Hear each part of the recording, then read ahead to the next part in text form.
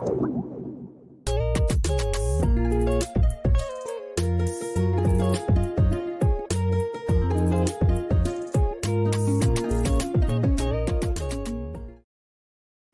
right, guys, welcome back to another edition of the Addictively Speaking podcast. Tonight, my guest is William Kemp.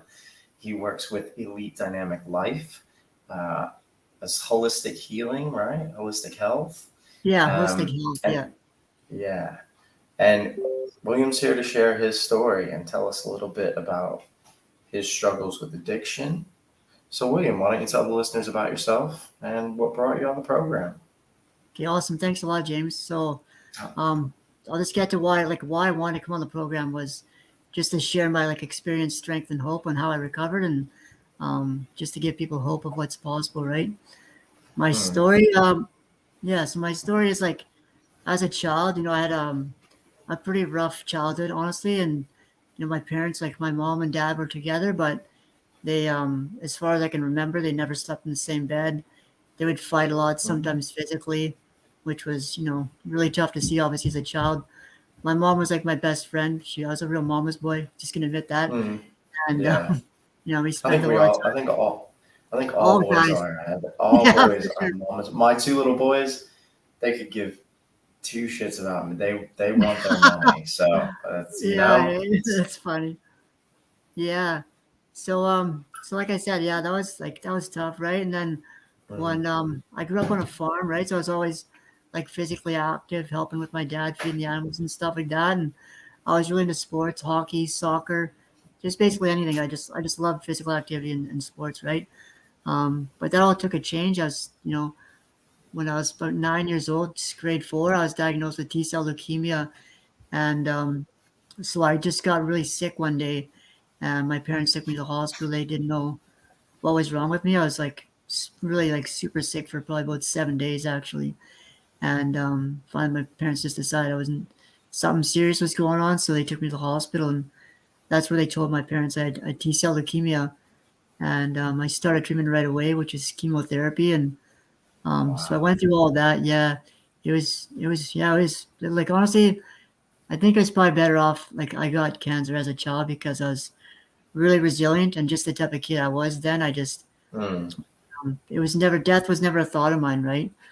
The crazy thing is though, I met a lot of kids in the hospital that when I was on the cancer ward whenever I went into the hospital, and yeah. sometimes I'd been there for weeks, sometimes even 3 months at a time.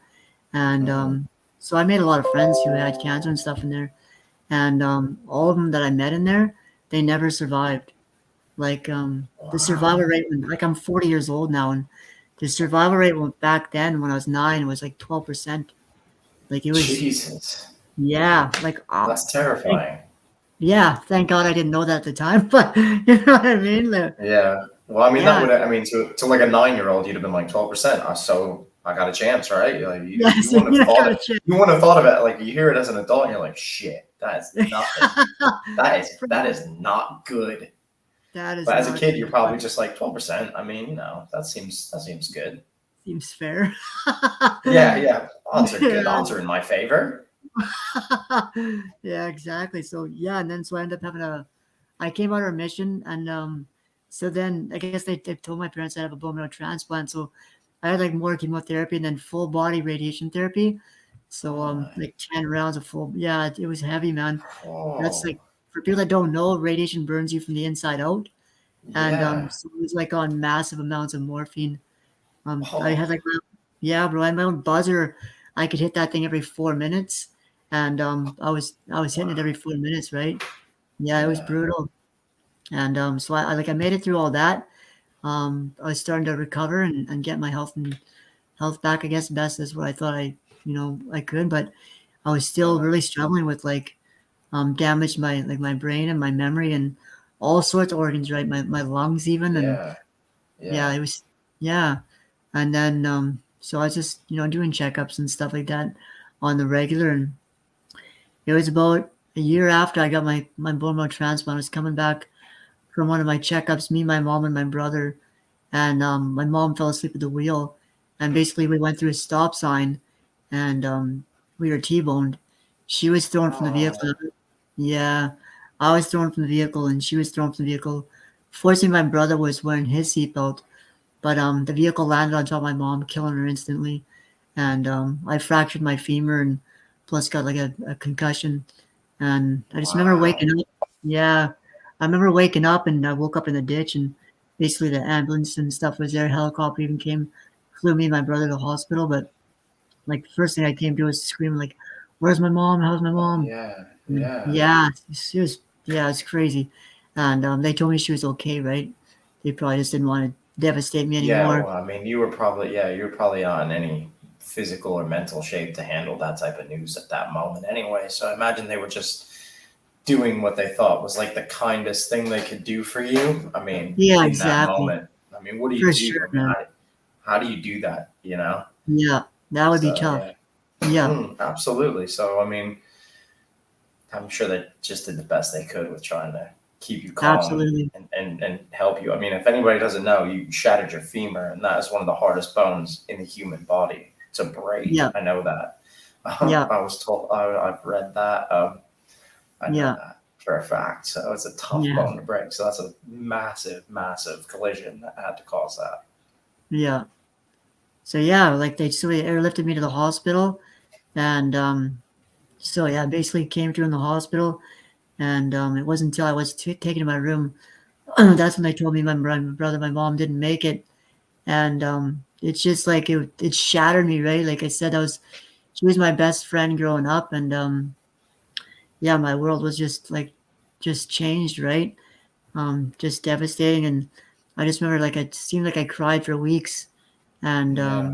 just never really got any mental emotional support. Like I now that Mm, I know that I probably should have had some, right? And basically, yeah. long story short, that's when I started really just acting out and just like a troubled kid would, right? And I started stealing my dad's cigarettes and booze and taking to school and started stealing and skipping school and that like just grew like slowly. I graduated to I'd start like selling drugs and stuff and Mm, yeah, so I was just basically like what I would started with smoking weed. I guess I was drinking actually first.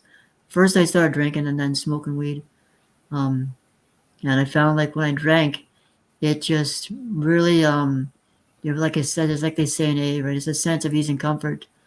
And like I not to forget too, I had like a lot of physical problems too as well. My voice was really damaged.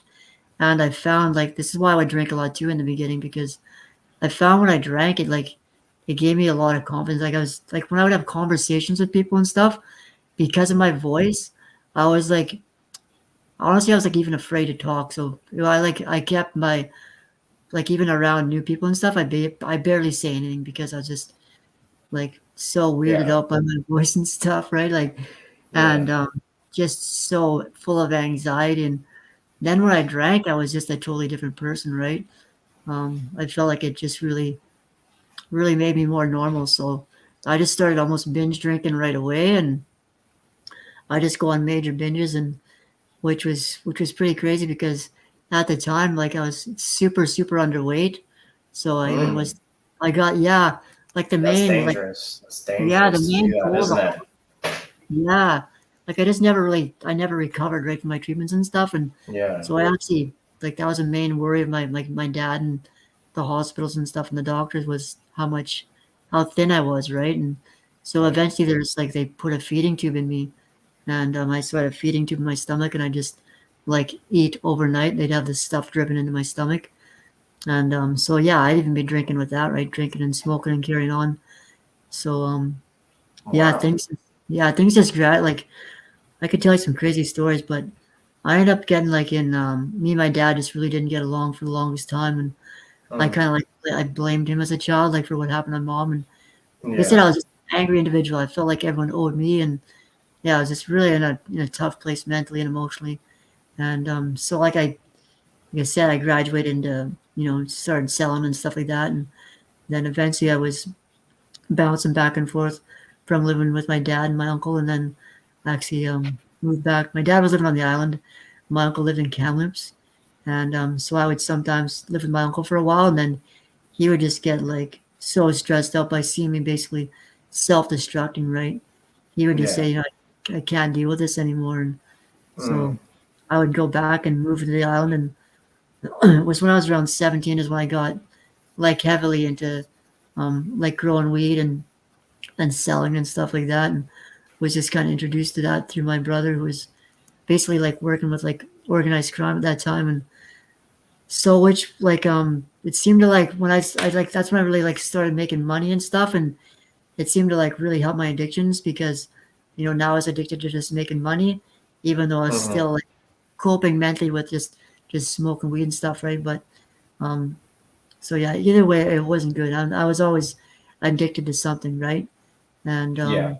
just to make a long story short here, it just kind of like escalated from smoking weed and drinking to now is like dabbling with crystal meth. I had a neighbor that like lived up the road from me, and he was a meth addict, and basically I would go down there and help him, and he was a pot grower too as well, and so we kind of had like that common bound. I'd go down there and work with him, and one day he just came to me and he's like, "Do you know what would help you work a lot better?" And I was like, "No, what's that?"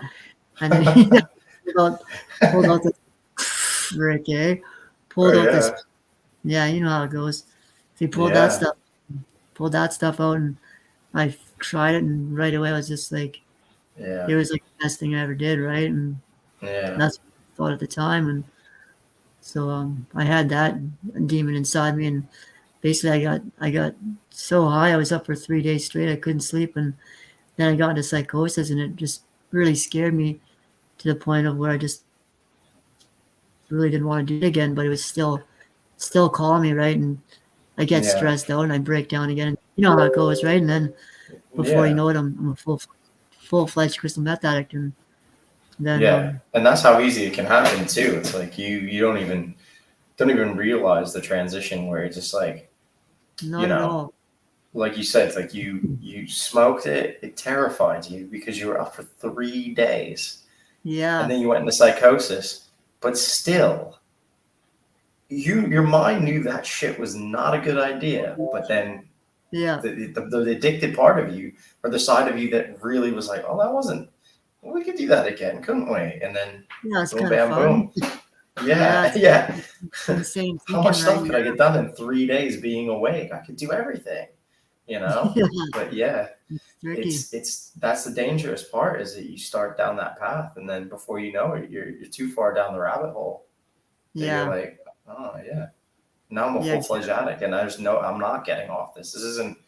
That's not like a recreational drug. I mean, crystal meth isn't like a recreational drug. You don't just exactly. smoke crystal meth and Yeah, kind of be like, I'm just gonna leave that. No, it's not. yeah. That's I'll not how that pick that works. back up on the You know. weekend. Yeah, Yeah, yeah. exactly. I only smoke meth on like Fridays and Saturdays, and then stay Yeah, up till Tuesday, and then you yeah, know, yeah, it's a tricky thing, isn't it? And yeah. so Absolutely, man. you started into that. So Yeah, that really stuck. That was the one that you kind of swallowed you yeah, up then.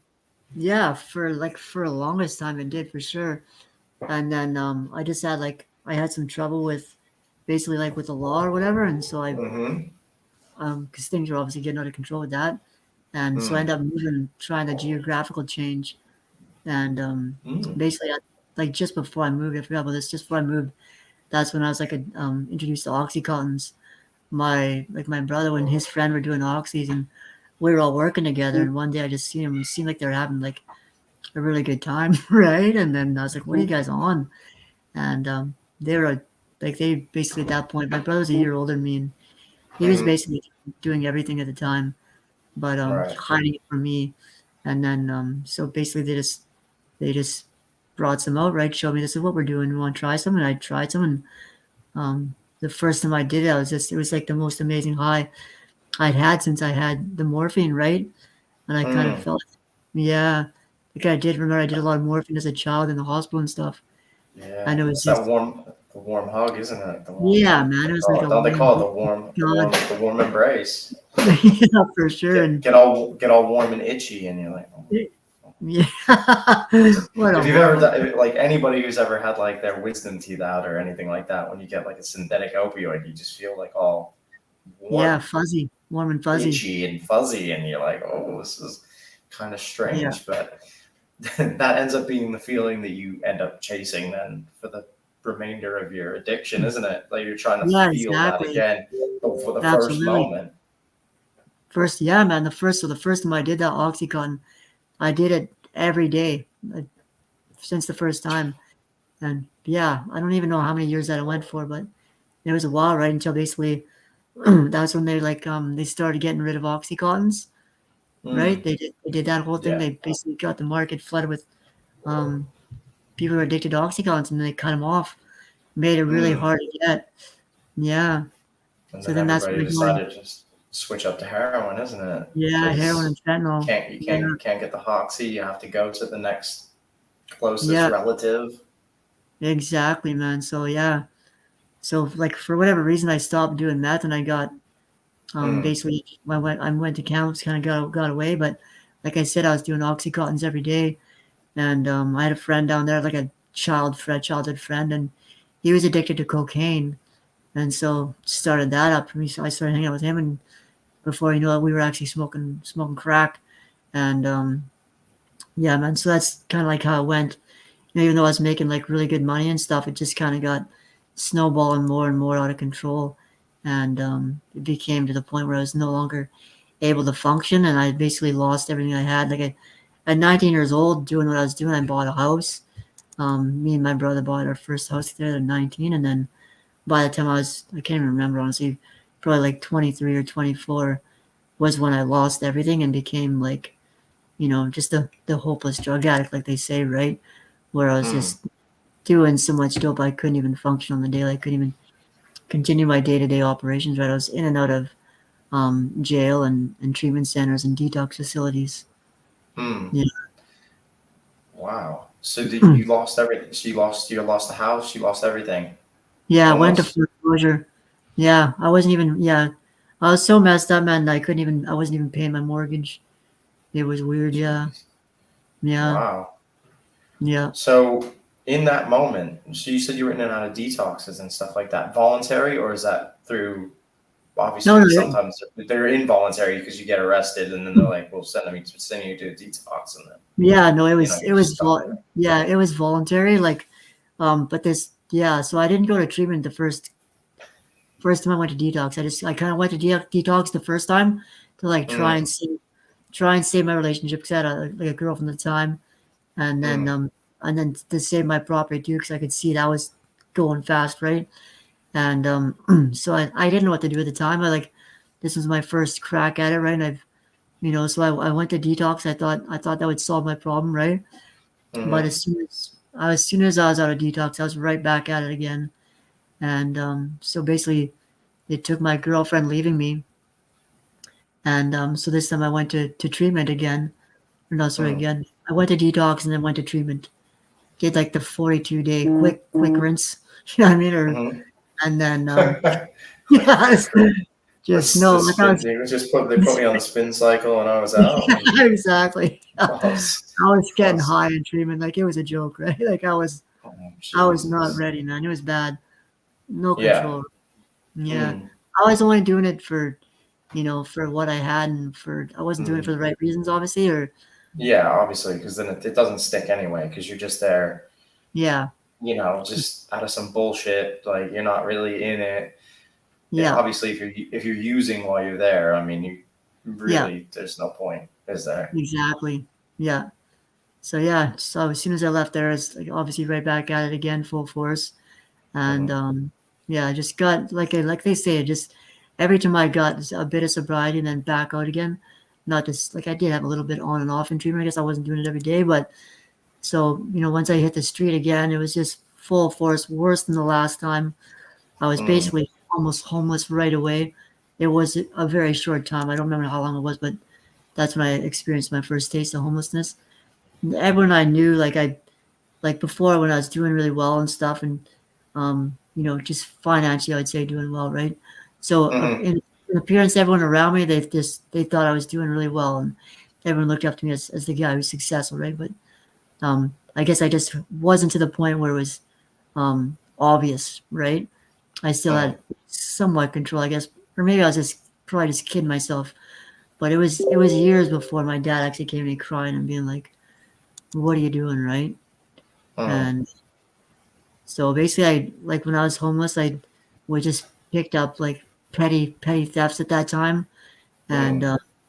so I was just racking up a lot of theft charges, and eventually I was just taken straight from just the holding cells to jail, right? Because I was missing court appearances and stuff like that. So that was Oh like my my God. first.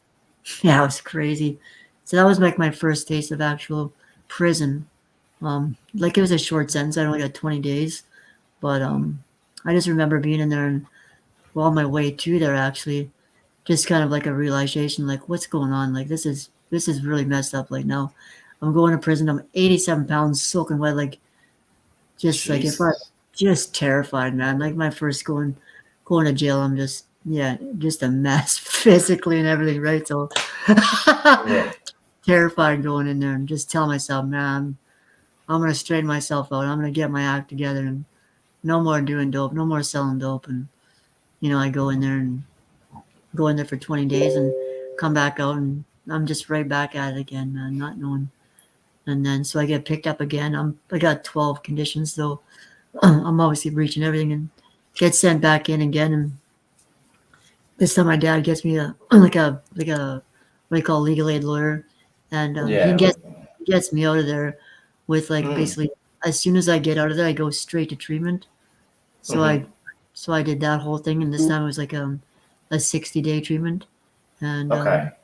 So yeah, so they basically like copped a plea so that you would get out, released to yeah, a treatment it's facility instead of spending a yeah, longer sentence in prison or yeah. whatever. I was They do that sometimes. yeah, because I wasn't actually sentenced. I was just kind of so I got out on bail, waiting for my next Yeah. court appearances. Yeah. But they just took me straight to jail because I don't show up to court, right? That was the thing. Yeah. Yeah. Unreliable. You're very unreliable. You're a Yeah, homeless drug addict that is quite unreliable. I Surprise. know. Shocking, That's isn't it? shocking. That a drug Shocking, addict yes. that was homeless would be very unreliable. I mean, Yeah, exactly. a So very big yeah, like shocker there. big shocker, yeah. Uh, So like again it was like I was so I went to treatment. It was the same treatment I went to before, it was CRC. mm, They got a really good program there, but um man, like I really wanted to stay sober and I didn't want to do drugs and stuff, but yeah, um I look back on it now and I just had a lot of mental and emotional problems as well as physical problems. And I would yeah, tell myself, I would just tell myself lies, right? That like you can never get well and you need these drugs to function properly, which was just insane, right? And yeah. so before I knew it, I was dabbling in treatment again and lying to everyone and telling them I'm sober and um, Mm, even had myself convinced that I was doing way better, right? It was just yeah. insane. I mean, that's the addict's mind. That's how it works. It lies to itself. It tells Yeah, itself. it's wild. It believes the fallacies that it's telling itself. Oh, you're doing a lot better now. Yeah. You've really got your act together. You're only doing drugs like twice a week, and you're pretending to be sober the whole time. I mean, shit, that's Yeah. quite good for you. I think you got Yeah, this. yeah, Wow. absolutely nailing it. Nothing could go wrong when we get out of here. Yeah, Yeah, exactly. and then boom, straight back. Straight back to it, man. I went, yeah. Mm, So I actually moved from the island to Kamloops to try and straighten it out there again. So I moved in with my cousin and like again, she was drinking and stuff and before I knew it, I was chipping away at it again and yeah, just right back to square one again. And health deteriorating more and more again and basically, my family all coming to me crying like you're killing yourself. What are you doing all this, right? And so it wasn't until finally like I had a scare with I had a couple ODs where I mm, had to get Narcan and then shit, again where they had to defibrillate me. So I came to in the hospital, not even knowing like what had happened, just like came to in the hospital basically. Like it scared the bejesus out of me, but I was like, as soon as they let me out of there, as I was looking for dope again, but yeah, I was not. It was weird. I I was mean, scared. You know what I mean? So I actually did have yeah, a healthy fear, but still I couldn't control it, obviously, right? So um, I just agreed to try and get into detox, and yeah, so I did that whole thing again. I'd gotten the detox, and then back into treatment right away, and I was like just really, really desperate for it this time because my health was like at an all-time low, and I was just tired of struggling, man. It was, I was probably 29 at the time, I guess, and so oh no, it's maybe 30. Man, time Mm. flies, but anyways, so yeah, that's crazy. Hey, so many It's- years gone, and I Time, was just really, time flies when you can't remember shit because you've been too yeah, high or drunk. exactly, Yeah, right. yeah. That's Yeah, I like to call my addiction period the Black Album, like Jay-Z's The Black Album. Like I don't remember much of it. I have like some memories. Most of yeah, them are crazy, wild mhm, stories, but like exactly. there's some of it. If somebody asked me something like what happened in 2006, I'd be like, I don't know. I Yeah, probably got into a fight and broke my the point nose. is, I don't know. yeah, we remember certain events, but not what year they happened. Yeah, I don't Yeah, remember like big things. Like I remember like bits and pieces, yeah, like, but I don't remember like full scenario. Like I can't. I remember like the crazy bits that happen, right? The big yeah, ones that stand out.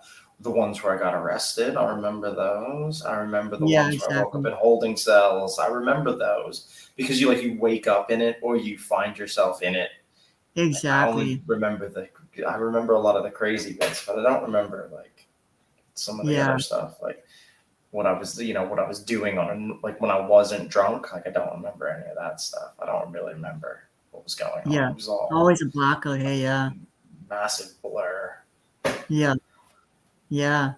So yeah, this like I guess it was my fourth time in treatment, and it was actually like it's called Intervisions, and it was actually really good. They had a Hmm. really good program there, man, and like I said, I kind of just I was desperate, and I really Yeah. wanted to change, and I kind of just went for it. Got right into the program, volunteering at the treatment center, and I was doing really well, right? Like I almost had, well, Yeah. I did. I was pretty free at that point, right? I wasn't dabbling in dope and stuff like that, and um, then unfortunately, like, seems like for whatever reason, I'm a real slow learner, right? So I got like got a bit of comfort, I guess, and started getting a job and started making more money, and then like that old addiction to making money happened again, and before I know it, I'm picking up this job where it's like it's at a grow like a gross it's like a medical grow operation, and Hmm. obviously that wasn't okay with the treatment center I was staying at. Long story short, they found out about it, kicked me out of there, and then I was Hmm. back at it again, man, just stressed right out, and before you knew it, I was picking up dope again. It was sad, and fortunately though, this time it didn't last very long. It was about a month, and I was homeless right away on Hastings, like East Vancouver Hastings, and it's for anyone that knows East Hastings, it's like the worst of the worst. It's the worst thing I've ever experienced, anyways. It's like literally like the night of the living dead down there. It's a war zone, right? Like it's just imagine like miles and miles of just drug addicts, just yeah, the worst of the worst you can imagine. Like I said, zombies down there, right? And I was a zombie. Um, so yeah, I wasn't down there for probably 2 months, a month or 2 months, I can't remember, but I remember I got on methadone, which I never really wanted to get on before because I just knew how Hmm. bad it was, and like I was struggling so bad, and obviously for those that know, like opiates was my thing, and so like the worst feeling in the world is being dope sick, and Hmm. I was dope sick a lot, and so I was just like, man, can't go on like this, and for whatever reason, I just got on methadone, and but it was kind of like a blessing in disguise, I guess, because the methadone clinic where I was going to, they were just like super, super kind, loving people. And the one guy that worked there, he was actually a recovered addict. And Hmm. I'd go in there, man, and like I said, I was like probably like 82 pounds in this. I was like the skinniest I've ever been, right? And I'd be up for 10 days at a time, like just just like doing the Hastings shuffle, they call it, right? And just dancing, and there's no Jesus. lost my mind, man. Dancing Lost and my there's no music. Jesus. dancing, yeah, man. Like That's a prophetic statement right there. If anybody who's yeah, ever done any type of un, drug knows what that's about, where you're just like, there's no yeah, music, but you're having the best time of your un, life. yeah, uncontrollable. Yeah, Yeah, you're it's just that. like, Yeah, not probably not quite as good as that, no, but yeah, yeah, yeah, yeah, not you not get as the good as idea. that. Yeah. yeah, but so I'd go into this methadone clinic and just get like a reprieve from Hastings Street, and then this guy would always just come and just basically like come and talk to me and basically like just tell me, I should try treatment again. And there's this really good place he told me about. It was TWC, Together We Can. And Yeah. I was like, yeah, Okay. sure, man. I was like, I'll try anything at this point. My dad was like, I'd phone my dad and just let him know I'm still alive and stuff. And so basically, him and the guy that was working at the methadone clinic, basically, they lined up a bed for me in TWC and even a bed in detox. And this guy, man, this guy that worked in the methadone clinic, he actually walked me, like he picked me up and walked me down to the detox place, right? Which was super solid. Man, I thought that was pretty Wow. awesome. Not too many people do Yeah. that, right? Not And yeah, yeah. Not at all. yeah. So yeah, like I went in there and it was super like my roughest detox ever because I was just in such rough shape. And then I went to treatment at TWC and like I said, I could tell I'd done some damage. Um, I had like super bad pain in my gallbladder. I forgot about this actually. I had to basically like put treatment on hiatus and go to the hospital and get my gallbladder removed. And Oh gosh.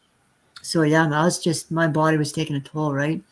Yeah. And so I went back to treatment after that, and just like I said, I was just super struggling mentally.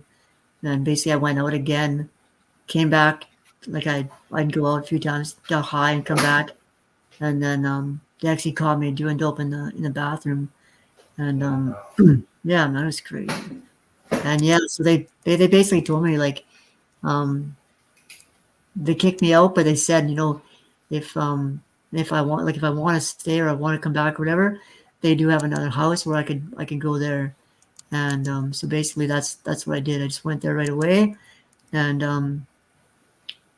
like I don't know why, but I was just like I don't know if it was the environment. It was a different environment, a different house, a lot of things, right? But Mm. I really just like started doing a lot better, and it was a lot smaller. Like treatment center it was like more of a actual house of like say just 10 guys, and it was a real close knit group of people, and Mm-hmm.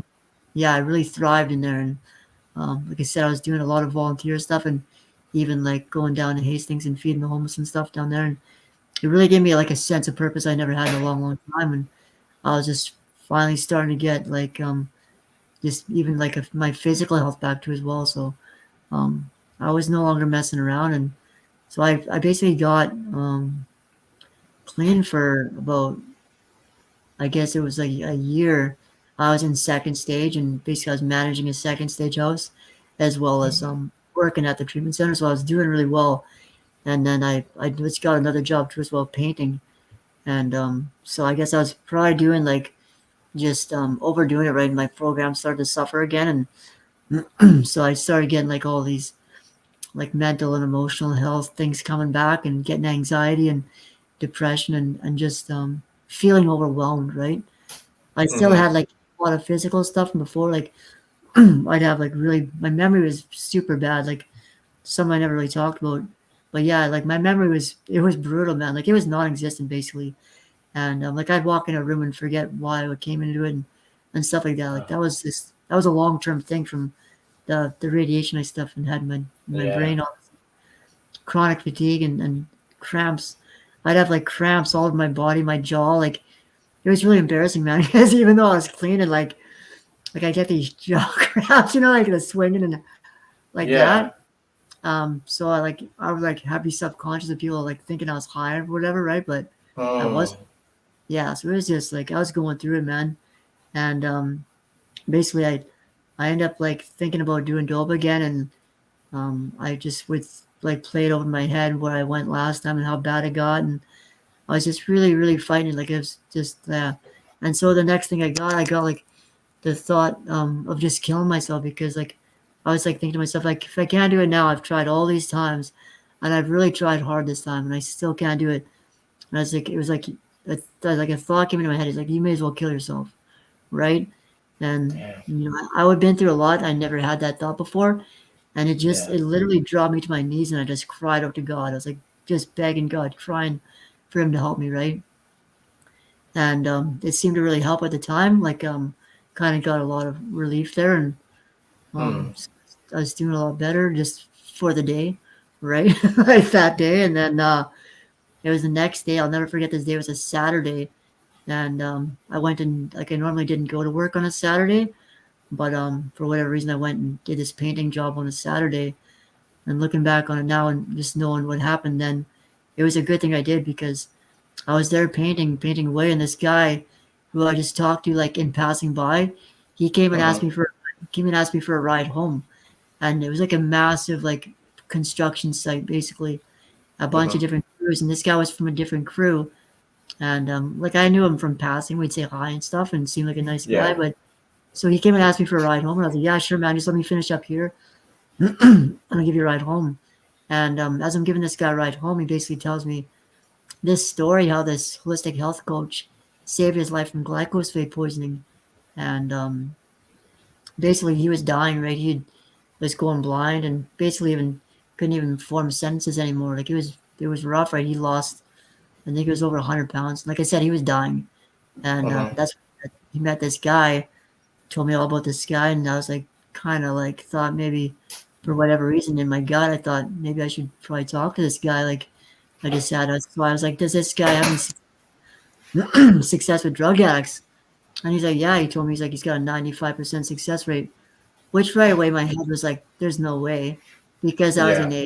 in NA and stuff like that. So I was just like, there's no way. But I thought, I'd give this a try. And I was like, how do I get a hold of this guy?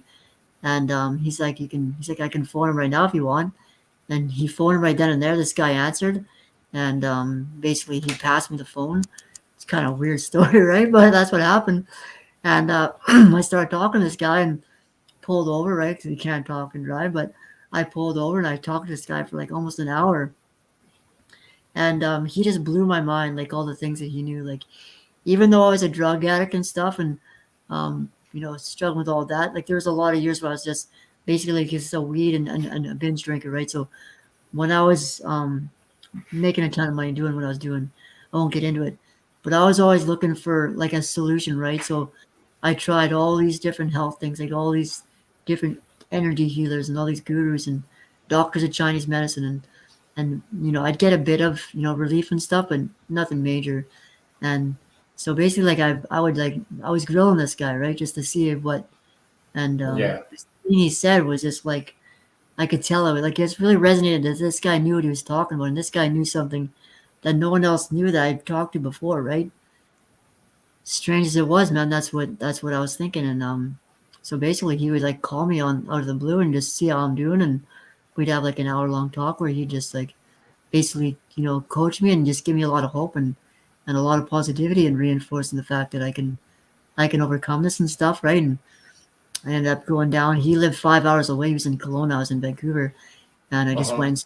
Yeah, I went and saw him one day, and yeah, man, he prayed for me that day, and basically just asked me if he asked me if I'd ever thought of being a Christian, or asked me if I knew Jesus Christ and stuff like that. I was like, no, and he's like basically told me a bunch of bunch of stories like how his life was transformed and stuff like that. Right? He had a really rough childhood. Like this guy was, when I met him, he was 54, but his dad like used to beat him so badly.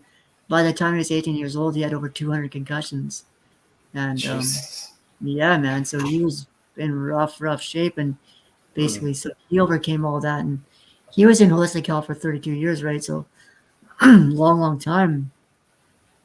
And so he basically just asked me if I want to give my life to Jesus Christ, and he prayed for me, basically, right? Did this the Mm-hmm. sinner's prayer, right? Is what he did, and um, just it was weird, man. It was just like at a snap of when I completed that prayer, I felt like a new person, and from that moment on, I never craved drugs or alcohol since, right? And I continued to do AA and stuff like that, and basically I picked up the Bible and just started reading the Bible every day, and yeah, man, it was wild.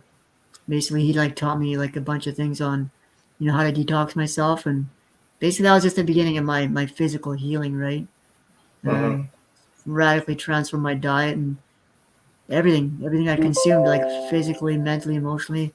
Like I no longer was watching, movies and listening to rap and it was crazy. Like this guy just taught me a new way to live, right? Which made a lot of sense. And once I started practicing these things, it radically transformed every part of my being.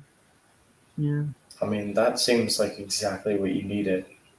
absolutely. Like at the time, it feels like, I don't know if you feel like this, but I feel like there's certain things that are supposed to happen in your life, and they happen at the time you need them to happen. They happen in the moment, and I Hmm. feel like that was your moment, Yeah, because I agree. all the other stuff wasn't working, and it was Yeah, just kind of like, you're telling a story, and it's literally you're just doing the same thing, you're just doing the same circle.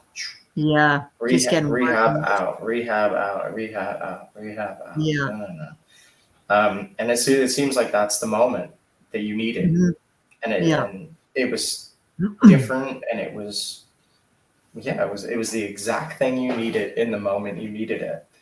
Um, Absolutely. so you started learning a new way to live your life. Yeah. Um, you stopped using drugs. You're done. You're clean. Um, what happened then? What were your next steps? What was the next step on your journey? So you get clean, and then what? Yeah. So I was still in second stage when I met this guy. His name's Mm-hmm. Ron Oliver.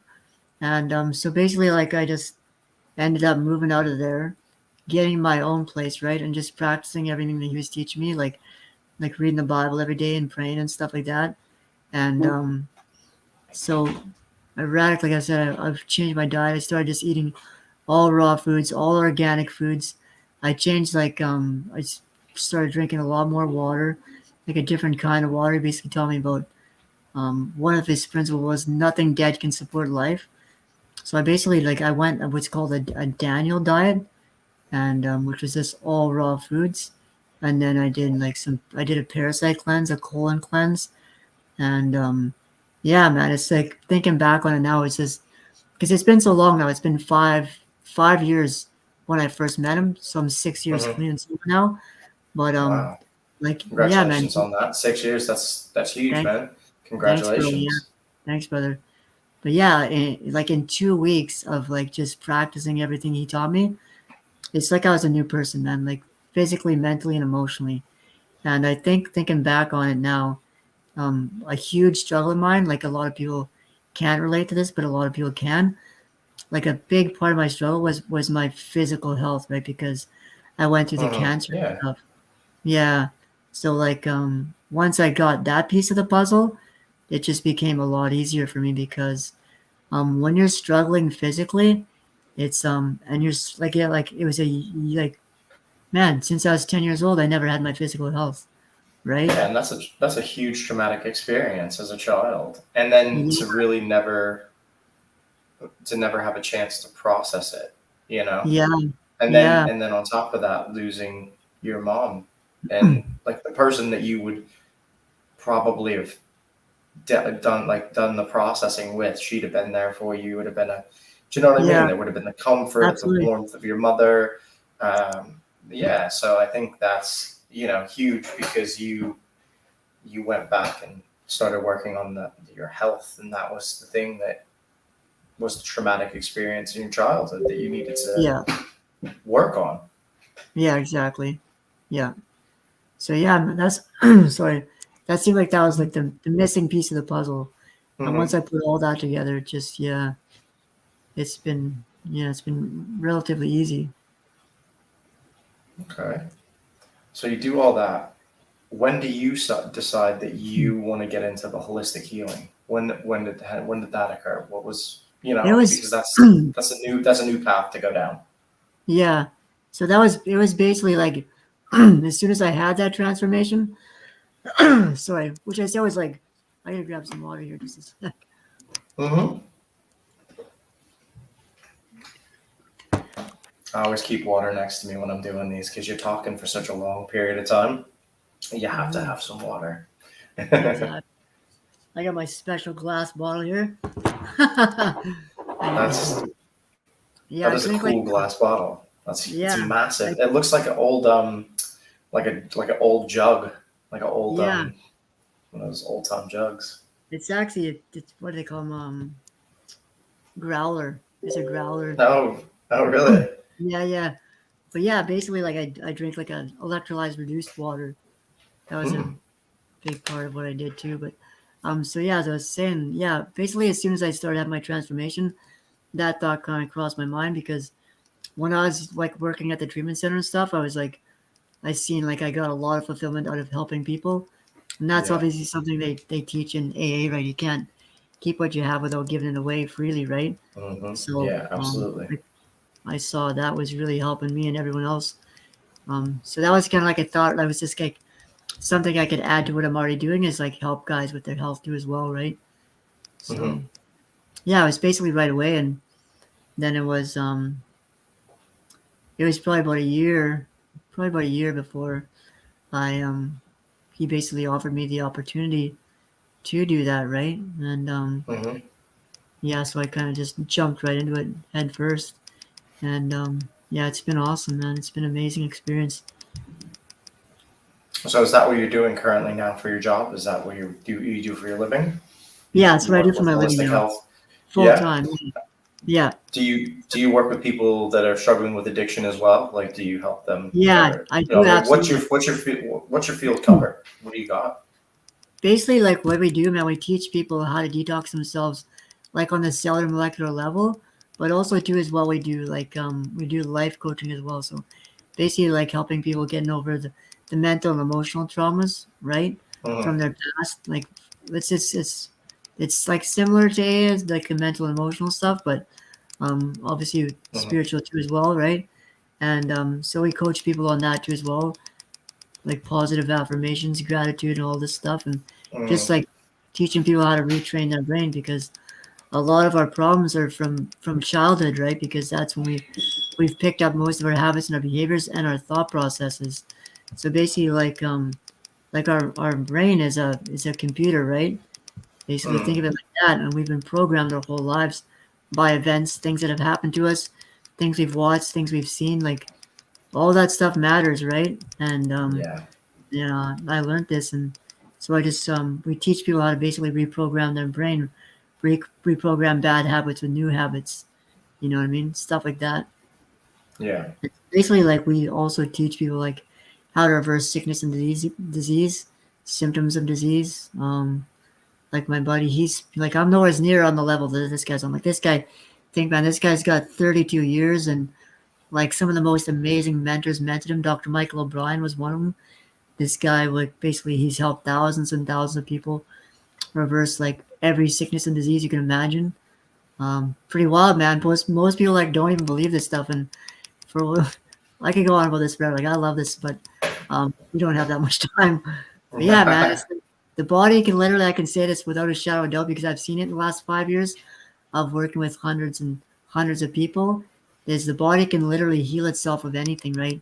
It just takes time. Unfortunately, Hmm. right now it takes money because all these things cost money, like the supplements and enzymes, probiotics, and like there's a lot to it, right? Because another thing too is we live in a super toxic environment, and a lot of people don't understand how bad it is, but it's really bad, man. Like I'm Yeah. talking like toxins and um, everywhere. They're in our home. They're won't get into it, but they're everywhere, right? Like yeah, man. So yeah, They're we in our can. foods. They're in our. Yeah, I believe it. I mean, you go Yeah, around. I mean, I moved from the U.S. to the U.K. and I know the food's different from the yeah, U.S. to the U.K. and really. that's just because of the laws.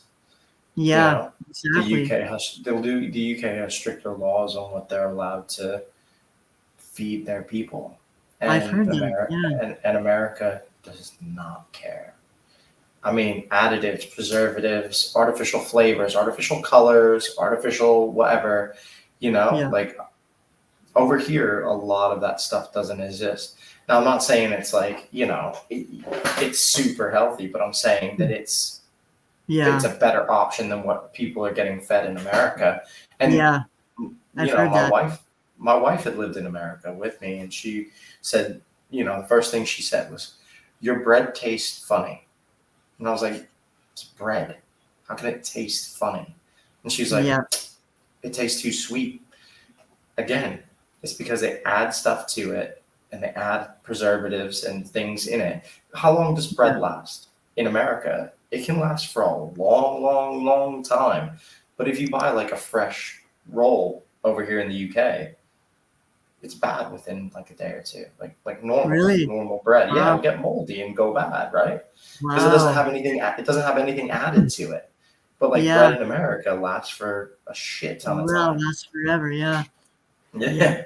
It's crazy. So definitely agree that there are toxins around us and getting Yeah. fed to us and given to Yeah. us. hmm So yeah, there's a lot of things you can do to like negate all those bad things, right? Hmm. Yeah. So you've got 6 years sober. hmm How does that feel? How's that feeling for you? Yeah, I'm grateful, man. Like over and above all, I'm just super grateful because, like I said, man, like a lot of people just they even never even make it out of their addiction, right? Mm-hmm. And I see a lot because I met like countless people, and I couldn't even think how many people I met in treatment centers, right? And like I like to keep in contact with a lot of those guys the best I could, anyways. And the sad thing is, man, lots of those guys are dead now. Lots of those guys, they never make it back, right? Yeah. And I know very few people who have gone to treatment with those quite a few times that actually stayed sober, right? It's only a handful Yeah. of people. So I Yeah. just feel super grateful, man, and I feel like I'm blessed, and I've been given an opportunity, a new lease on life, and an opportunity to help a lot of people, right? And that's what I want to do. That's what I believe I'm here for, and it's kind of like it's the honorable, integral thing to do, right? So I'm Well, super motivated to do it. I think your story will resonate with people, and I think they'll hear your message loud and clear, Mhm. and hopefully it reaches the person that it's supposed to reach, you know, and that Yeah, they'll be able to find the help that they need, you know, because that's what the podcast is all about is to share our experience, share our stories, and let people know that there's different ways to recover. It's not just one Mhm. size fits all. I mean, because you've done treatment. It wasn't the thing that was working for you, so Yeah, exactly. you found the thing that worked for you, um, and now you're sharing that, and that's like that's a gift to somebody out there who's looking for answers, right? Yeah, you can absolutely. you can you can provide that answer, you can provide that hope and say, I did it, this is how I did it, give it a try. I mean, what's the worst that can happen? You could fail like Yeah. the other things that are failing for you. So there's no harm in giving it a go, right? Mhm. um, so do you have are you living on your own now? You have a house? Like, what are you doing with your Yeah. Well, sobriety? I live with a few people that are kind of basically doing the same thing I'm doing. Yeah, and Okay. I live in an amazing house right on the river. Like it's awesome, man. Like I live a truly blessed life, right? I've been able to, just work from home, doing what I'm Hmm. passionate about, right? And yeah, man, like I said, I just feel truly blessed, and I'm just excited to see where this company goes. And we're kind of like, even though my buddy's been doing his thing for 32 years, we're just kind of really exploding now, and so it's in a really exciting time. We're training a lot of other people to do like myself. We're training other people to do what we're doing, right? Because it's needed, and we just want to make it like a global impact. So yeah, I'm just super excited, man, honestly. And I want to start on one day my own like holistic centers, right? But I'd probably focus on like addicts, right? Because that's Yeah. close to my heart. Yeah. Yeah. It's awesome that you seem like you have so much passion and so much, you know, excitement in your life. Like you're ready to take on like these big challenges and, like you said, like make a hmm global impact. And you know, Yeah. that's a huge jump from where you were, you know, Absolutely. Yeah. 6, 7, 8 years ago. I mean, that guy's a Crazy. completely different person, right? You're like, Yes. you feel like a new person now doing all Yeah. these Exactly. new things, right? hmm So that's really cool, man. That's really awesome to hear. Um, so is there anything you'd like to promote before we we wrap things up. Is there anything you got going on? Anything coming up with your holistic healing that you'd like to push? Yeah, well, the one thing I just say is like anyone that's looking to maybe like look at what we're doing, we create a private group, and basically it's called Elite Dynamic Warrior Nation, and like in that group we provide like basically access to everything we're doing. So like just a ton of information on like health, like the things I talk about, like how to detoxify yourself on the cellular molecular level, how to feed yourself properly, all the nutritional needs you need. Basically, like a whole lot of everything, right? We put a lot into this, and you'll also have access to like through messaging and free Zooms and stuff like that, where we do like live Q&A too as well, where you can actually ask my mentor and his son, because it's a father and son company. Mm-hmm. You can ask them questions, say you got problems. Yeah, so they can answer any question you have, like with any health problem you have. These guys got an answer to it because, like I said, they've worked with everything with miraculous results, right? So it's called Elite Dynamic Warrior Nation. You can also reach out to me on Facebook, William Kem, and yeah, just come check out what we're doing. And if you're struggling, like what I like to say to people always is, like, no matter how far down you've gone, like how bad things really are, and like I said, like use my life as an example. Man, I went through some horrible things, and I was literally ready to give up. I was having suicidal thoughts, right? Because I was just so tired of struggling. I just didn't see my life getting better to the point where I wanted to live anymore. And now I just, man, like I said, I feel like I'm truly blessed, and I've been given a new lease on life. Like yeah, man, just a life I never thought would be possible for where I was, right? So yeah, That's don't ever awesome, give up. dude. Yeah. Yeah, man, that's awesome. I mean, that's amazing stuff. Um, so before we end things, I always like to ask. I've been asking all my guests, what are three things that you absolutely need in your recovery? So, like some people say journaling or Mm, yoga or like, you know what I mean? Like those type of things. Like mine's the gym and running. What are yeah. three things that you need that are like your go-to things in recovery? I'll just be honest, man. My go-to things is God, right? Okay. Gratitude, Yeah. gratitude, and exercise, healthy diet. Like, yeah. Yeah. Sorry, that's a little bit more. I'd say No, that's God. good. No, that's it. That's Yeah, it. That's good. That's it, man. God, gratitude, and good diet, healthy exercise. Yeah, healthy body, healthy mind. Got it. exactly. Be grateful. Those are all great tools.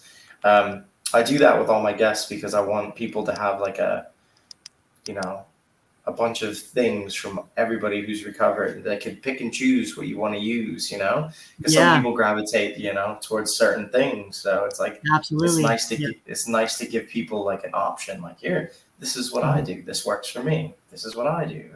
So it just gives people options to choose Exactly. from. Awesome. So well, William, it's been a pleasure having you on the podcast. I appreciate you taking the time out to speak to everybody, and yeah, thank you so much. Yeah, awesome. Thanks a lot, James. It was a pleasure to be on here with you, buddy. Keep up the good work, brother. Thank you, man. I appreciate it.